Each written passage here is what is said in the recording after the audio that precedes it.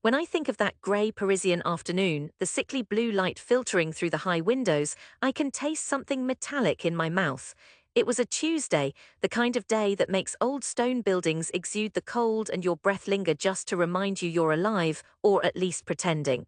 The critique had started out routine, six of us sitting on mismatched stools, clutching notebooks as our supervisor, Madame Rousel, circled the studio with her practiced frown. She stopped by my desk, motioned to the pages I'd stacked carefully by my elbow. I had rewritten the ending 3 times. My knuckles were white as she picked up the manuscript as if it were a wet dishcloth. I tried to steady my voice, but my introduction came out clipped. "It's a first draft," I said, "a novel, I'm calling it Resonance, about." She raised a hand, silencing me, and started. A young man chasing impossible, self-indulgent dreams. No focus, no structure. Have you considered short stories, or perhaps journalism? Laughter flinched along the group's edges. Paul, the son of a minor publisher, grinned. This makes 5 unfinished novels, no, his accent curled smugly, too big a feast for little teeth. Marie, sharp as a snapped bramble, flicked her wrist, long, deliberate. People buy books about affairs, not philosophy. They meant it as a joke, but I felt it wedge in my stomach, hard and unfamiliar. The others found it funny. Maxime bit his lip and coughed into his sleeve. Why not write about something real? A little heartbreak, some wine, a dead cat. The humiliation prickled in my skin, spreading upwards from my hands. I looked at my pages, 80,000 words, the weight of 2 years of evenings, of mornings catching light through tattered curtains. Madame Rousel placed the manuscript on the desk with the careful attention one uses for something terribly fragile or terribly useless. After class, I lingered, unsure if I wanted to hear more or simply couldn't move. Madame Rousel took pity, or pretended to. "You're earnest, Luke, but earnestness is heavy. Lighten up. Nobody wants to read something so burdened." She left, taking the smell of dry lavender and mothballs with her. I walked home through the 17th arrondissement as the drizzle began, dampening the city further. My apartment was 2 rooms, impossibly small above a bakery. The scent of baguette was supposed to comfort, but it reminded me of every failed morning and cold radiature. My mother left a message, her third that week. It was always the same. "Luke, Papa says the bank needs a file clerk, at least until something real comes along. You can write on weekends." Sometimes I didn't erase them, just let them pile up in my voicemail like a sediment of doubt. My friends gradually stopped inviting me out, first with excuses, work, lovers, fatigue, then with indifference. Even at family gatherings, my aunts openly took bets, first to quit the nonsense, first to come home. My cousin Sabine, 3 years older, already managed a pharmacy near Lyon.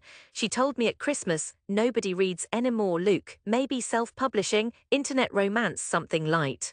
I spent the first 2 years typing in the chill, sometimes by analog lamp light, always with an anxious grip on hope. Between part-time jobs, waiter, envelope stuffer, dog walker, I edited, revised, and nursed my fragile manuscript. I sent it everywhere. French editors replied with soulless form letters, or sometimes not at all. I translated 3 chapters myself and mailed them to London and New York. Nothing. I started smoking, then stopped from lack of money. Paris blurred past, students sprawled on riverbanks, buskers trailing songs through metro tunnels, lovers laughing above the city's dirt and beauty. I grew thin. My father sent a check on my birthday. I returned it, unsure if I was proud or stupid. The next critique, my last, no one mentioned my book. It was as if I'd woken from fever and all trace of sweat and trembling were invisible. Only I remembered. I said nothing. Madame Rousel nodded tightly when I handed in my withdrawal form. "Everyone blooms somewhere, Luke," she said with her papery voice. "Perhaps not here." On the night I decided to quit writing, Paris was sunk in blue-black. I packed up the manuscript and for the first time did not reread a sentence. I opened my window, watched the neighbors across the alley making pasta, laughing. I put the pages in a plastic bag and with little ceremony shoved them in the closet. Then I lay on my back and stared at the ceiling until dawn, but quitting is impossible when a part of you never learned how. I started keeping a new notebook, just scraps at first, overheard conversations, odd Parisian characters, memories of Calabria passed down from my grandmother. I didn't tell anyone. In the chilly kitchen I peeled potatoes and worked silent, listening to the thrum of tramcars and pigeons on the window ledge. My world shrank to the essentials: coffee, bread, the click of the keyboard late at night. Years passed this way quietly. The city changed. The bakery became a sandwich shop. My friend Paul opened a gallery and moved to the ninth. Sabine had a baby. I tried a series of temp jobs, first at a bookstore, then as an archivist. None lasted long. My father called less. My mother sent short emails. I moved 3 times, each flat smaller and colder. My stories grew stranger, sharper. I tried submitting again, but this time anonymously. I wrote under a pseudonym. Rejections stopped stinging quite as much. I was 31 when the letter came. I had sent a quietly ferocious novel about a butcher's apprentice, loneliness, language, and damp Paris mornings to a small London publisher no one in my circle would have heard of. I had forgotten about it entirely, assuming, as always, that hope is for other people. The letter was practical, not effusive. They liked the voice, they wanted to publish. Would I be willing to sign worldwide rights? My hands shook as I read it 3 times, mouth dry, heart hammering out a rhythm I didn't know I remembered. I took the call in the break room at the Musée. The walls were tiled a sombre green, the window leaking mist. The editor's voice was perfectly calm, as if this sort of thing happened every Thursday. I asked, "Are you sure?" And she laughed, warm and alive.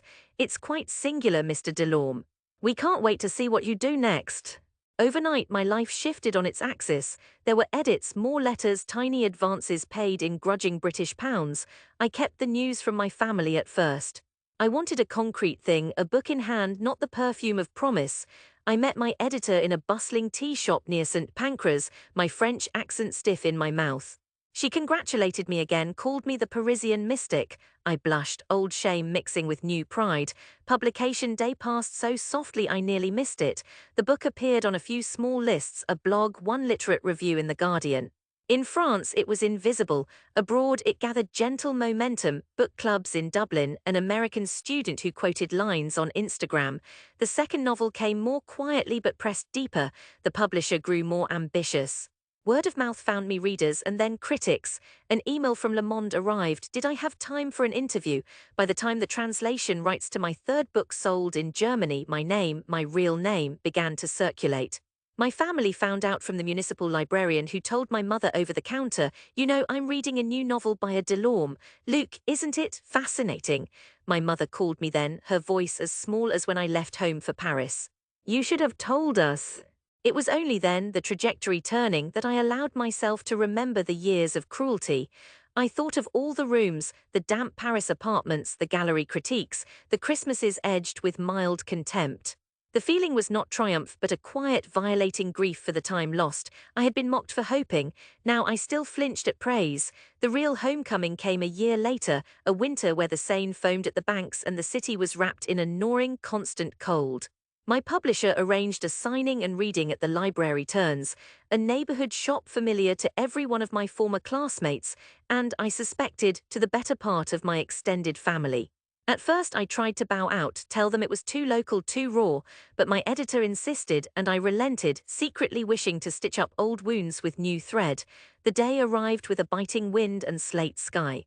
I wore my best coat, a holdover from leaner days, and arrived early, hands sweating inside my gloves. The shop had cleared a space at the front. A neat stack of my new book, pale green, gold embossed, formed a small tower beside a folding chair. I set down my notes, studied my shoes. At 6 precisely the bell rang, the first crowd filtering in. Some faces from my old class appeared, their sharp edges mostly eroded by time but recognizable. Paul with a bolder shirt and a cautious glance, Marie, hair now swept back, clutching a designer bag. Maxime, older, offered a sheepish smile. My aunt, the pharmacist, arrived in fox fur, looking out of place. Even Madame Rousseau came, smaller than I remembered, trailing her sadness and lavender. The reading was short, my mouth was dry as chalk at first, but I found the rhythm in a sentence about the butcher threading meat in the dawn. The audience listened. Some faces wore careful neutrality, others open curiosity. When I finished, the applause came slowly, but it did come. Afterward, people queued for signatures. I wrote messages above my name, nerves fluttering in my chest. A local journalist asked for a photograph in front of the display. The flash was too bright. My father, uncharacteristically formal, hugged me then. "We are proud, Luke." "We always were, in our way." My mother nodded, her grip on my arm surprisingly strong. The most powerful moment arrived quietly, as these things do. Madame Rousseau waited until the end.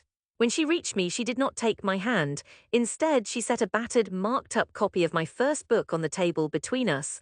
I recognized her angular notes in the margins, impatient, sharp, full of questions. She said you were always stubborn. Her voice was quieter now and carried gentleness I'd not once heard in the studio. I see now that weight is not always a flaw. I signed her book carefully and handed it back.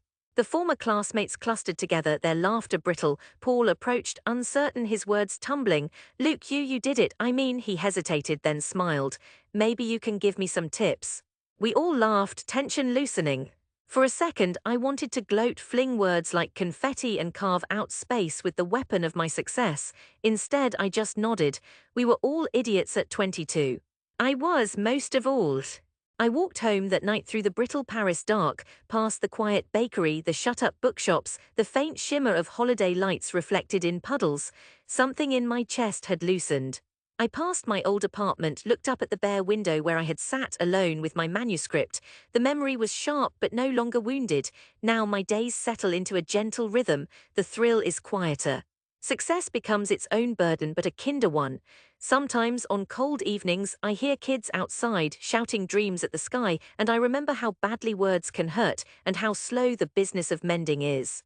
I do not hate those who mocked me. Their doubt was their own, not mine to carry. In this new space I write always still, scraps of Paris, threads of memory stitched into something living. I see the city with different eyes now.